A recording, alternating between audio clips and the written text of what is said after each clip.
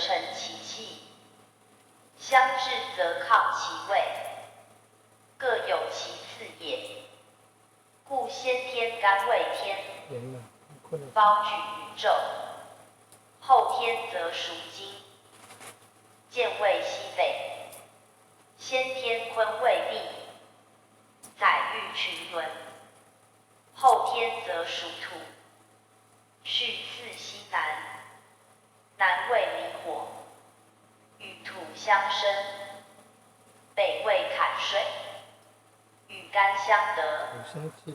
而西方之对属金，一生自土，而类于乾，更为山，为气之中，与土同类，而水泉前焉。正为木之生地，木虽生于水，必被土之培，故自山出，巽亦木也。风之所见，风亦气也；火之所燃，其性相宜，其味相接，故成环也。水为火虫，金为木底，土受木质，金被火行，水逢土也。气为风摇，相益其性，相抗其味，相制其能，相革其次，故成错也。环则气顺生成，错则气变化渐，分则为四为八，推之无尽，合则为五为二，反之太极。此故后天自然之象，亦文王卦谓之所定也。且文王卦为推伏羲卦之用，而尽其变也，即本先天气数，推至后天事物，以求其地善之机也。故伏羲卦为次，为义之体；文王卦为次，为义之用。因用得体，因体得用，原无二致，则伏羲卦之谓次，即文王卦之前身；而文王卦之谓次，即伏羲卦之变相。二者一而二也，由其异以求其同，知其同以辨其异，此其异者之所先物，而不可不通之为异，以明其旨之所在，与象之所示也。如文王八卦之序自正始，与伏羲四同，而一则出于坤，谓阳时生；一则变于艮，谓阳以动，是不同也。盖先天之气，16为水，38为木，其序痛也。后天之物，因土制水，因水生火，其用疏也。故甲乙为木，必备人鬼之生源，而甲己化土，方成生化之大用。若土水不生木也，有土以培之，有山以畜之，则水用渐，而木道成。此后天之序，有益于先天，而正坤之谓，有疏于前象者也。先天生化本乎气，故五行顺序；后天生化存乎形，故五行错行。一年之序自春始，一日之气自营建，一的之气自冬起，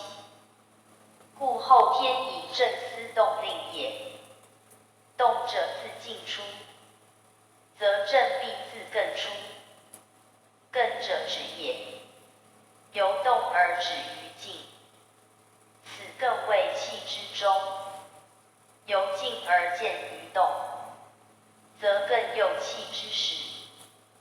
故艮者始终之地，先天以艮入地，后天以艮出水。故艮之先后天，皆谓终始之书，而在后天由至显也。东北之方，正生机所习，如春之先，冬之静也。山土之中，正生物之所食，如木之根，草之该也。故艮者，万物之所资以生育者也。其同者则谓坤，故与亢位。然后天之序分相似也。以升降言，则坤更相对；以出入言，则巽更相当。巽为风木，草也，气也。草木之出于地，以益于艮之根该。风气之流于空，却尽于肝之精气。故与乾对，而同艮比。肝为气，若天空之气，与水一类，化而为水，凝而为精。位在坎对间，则西与北之相生也。次于西北方，则净土之天所在也。佛称净土在西方，而佛身金刚不坏。佛相非空非色，其意与肝相同。佛言四大，的水火风，独少精，而以西方净土为佛地，亦与五行之言异也。故肝为天，而性属金，而为西北，与巽对。以用言，则与坤对。坤司载物，干司复物。坤为生，干为化。干之大事，坤在有中，皆功用之相当也。故谓相比。此亦先后天之同义也。在五行生至中，万物生化已成，故气之所推荡也。八卦之分，五行以象物，因二气升降消长，以象生化之机。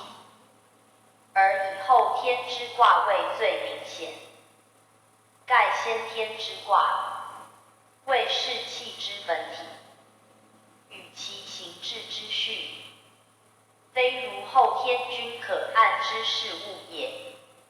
后天卦象，全体生化，有行志之序，有变迁之机，有相生至之象，有相循环之势。故分观之，则一节一方之物；合观之，则全部全体之事，均贯通者也。如先天之卦，天地水火对列，山则风雷抗居，其气不于两间，其数分于万物，而不相连接也。故分为二，以属于乾坤。后天则不然，以水火为主，金木为辅，四余相错，皆相接也。因后天之象，由合而分，本无穷尽，虽本先天一气，可统于阴阳，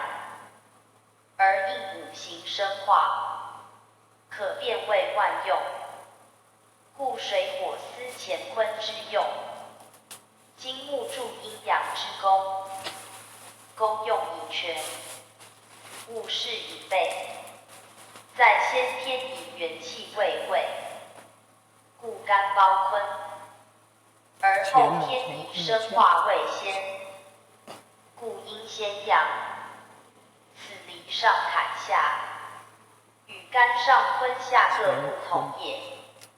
生化之用，以阳求阴，的阴始生，阳不独生也，故曰阴阳。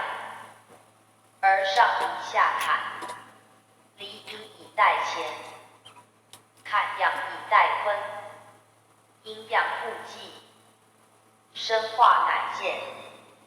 此时天下治理，万物大本，而后天卦象为次之要义也。